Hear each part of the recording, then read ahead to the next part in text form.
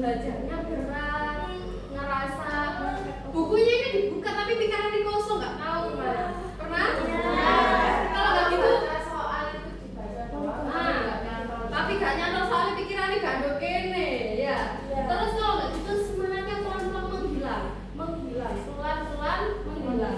Jadi pagi kayak semangat untuk kelas udah, wis capek wis belajar wis. Pasti ini gabut gitu ya. Next. Nah, kalian itu lelah itu nggak sendirian, pasti semuanya iya kan. Orang lelah itu bukan berarti tanda kalian lemah. Kalian lelah, pas belajar ini lelah, wajar, nggak apa-apa. Kalian lelah itu adalah tanda kalian sedang berproses.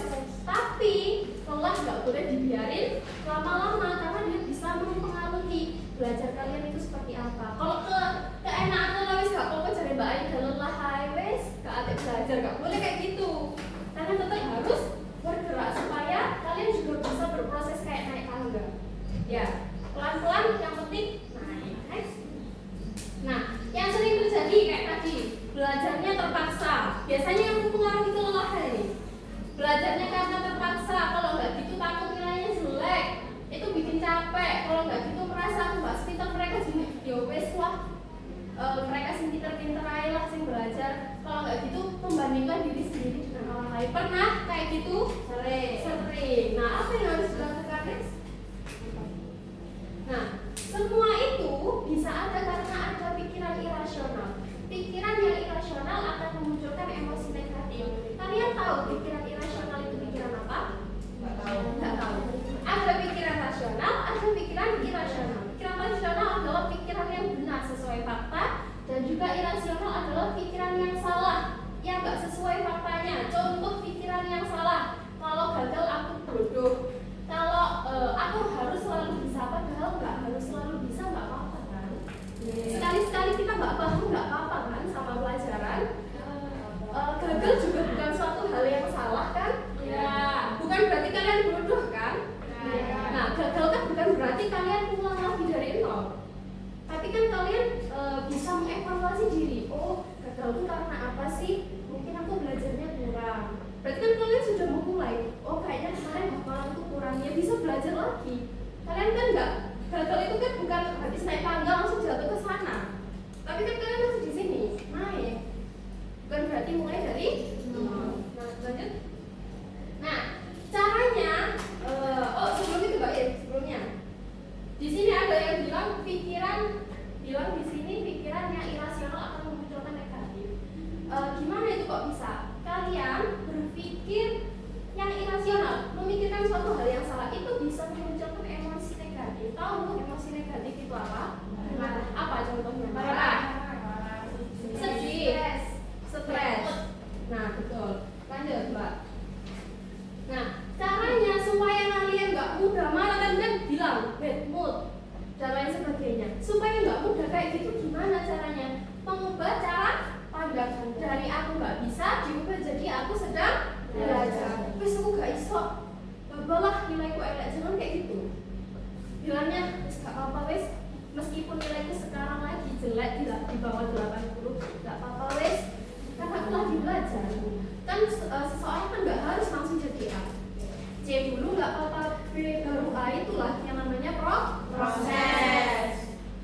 Karena apa yang kita pikirkan mempengaruhi perasaan kita dan juga menentukan apa yang akan kita lakukan, menentukan perilaku. Contohnya gimana? Contohnya misalnya kalian berangkat sekolah, pikirannya gini, wes aku males lah pelajaran matematika ini Korea. Karena kalian sudah pikirannya nggak enak, otomatis perasaannya ini sih nggak enak-enak, ya kan? Jadinya bad mood, kesel, marah, ya kan? Akhirnya perilakunya seperti apa? Di kelas kalau gitu nggak ngomong, ditakut aja nih, Mbak kenapa? Duh bad mood, aku jangan ngomong. Ada yang pernah seperti itu? Ya kan? Nah itu kan pikirannya. Coba diganti sama yang perkataan yang lebih positif. Aku semangat hari ini, aku pasti bisa, aku ceria hari ini. Nah perasaan yang ditimbulkan apa? Pasti happy, senang ketemu orang gitu. Aku gimana nggak ngomong, ya kan? Perilaku yang ditimbulkan apa? Jadi semangat belajar. Ada gurunya nerangin di diperhatikan dan lain sebagainya. Next. Nah, belajar itu proses, bukan siapa yang paling cepat, tapi siapa yang terus berjalan. Setiap orang punya waktu tumbuhnya sendiri, jadi antara yang satu dengan yang lain itu enggak sama. Enggak ada salahnya juga, bukan berarti terlambat, karena setiap orang itu pasti beda-beda. Karena yang satu namanya siapa ini misalnya? Neha, yang ini siapa? Nadifa sama Neha yang ini, Nadifa yang ini. Dari namanya aja udah beda, ya kan? Wajahnya beda, tingginya beda, ukuran baju, sandal dan semuanya beda. Jadi kalian jangan mematoki, bener ya kayak Mbak Ita dijelaskan.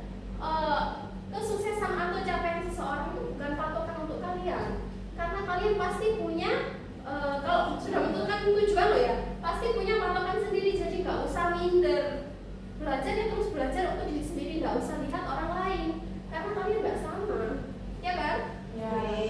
Next. Nah ini ada yang hafal Quran surat Al-Mujadilah ayat 11.